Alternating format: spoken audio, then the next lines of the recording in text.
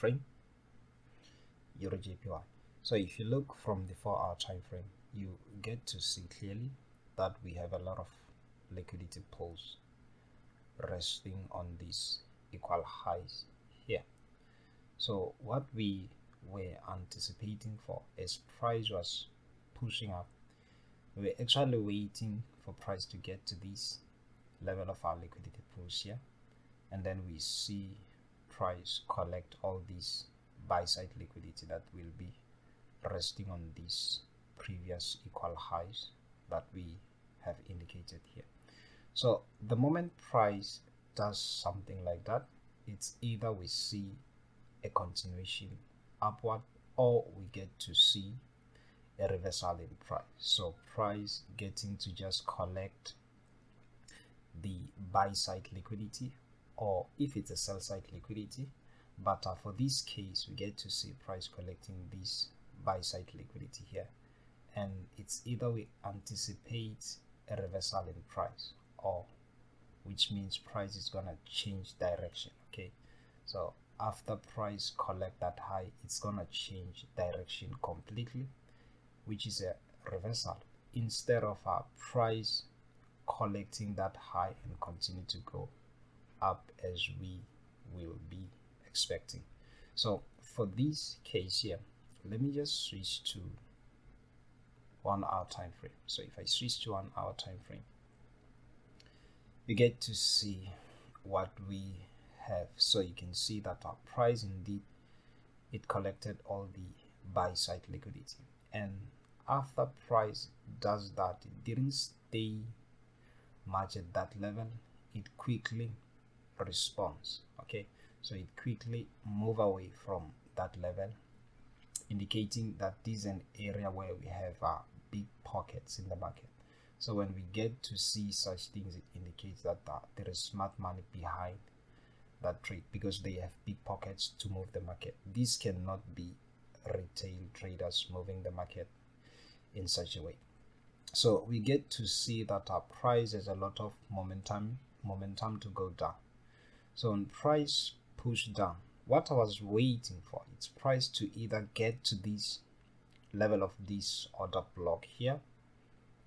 It's either price to get to this order block here, and then from this order block here, I wanted to see price showing us willingness to quickly go up. Okay, so in that manner, I'll be considering to see price continue to go up. Okay, so but you can see what price did. It gets to this level of our order block here, and when price get to this level of our order block, it spike it a little bit, but you can see that it doesn't have too much momentum to actually go up. Okay, so it starts to consolidate. Why? Because there is too much sell pressure.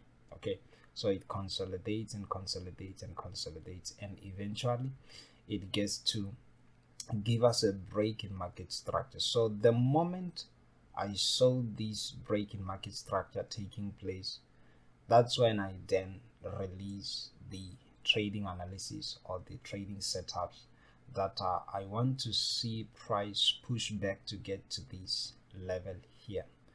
And the reason it's simple, because if you get to look at this level here, we have a lot of liquidity void that price has created. So the moment I see a break in market structure, it confirms that now we are going down, or the institutional order flow, it's bearish. So any move going upwards, to me, it will be a retracement. Okay, so any move going upwards, it's a potential retracement. It's not really gonna be something that will get to take out this buy side liquidity here and continue to go up, based on the idea that we have sell side liquidity that has been collected, which is our break in market structure, confirming that the order flow is actually bearish. So when price get to this level here, this is what we were waiting for, this order block here. Price got to this level here, and we sell short at this level here, targeting this level here. So this, if you get to put this and you measure the pips from here to here, you get to see that you have around,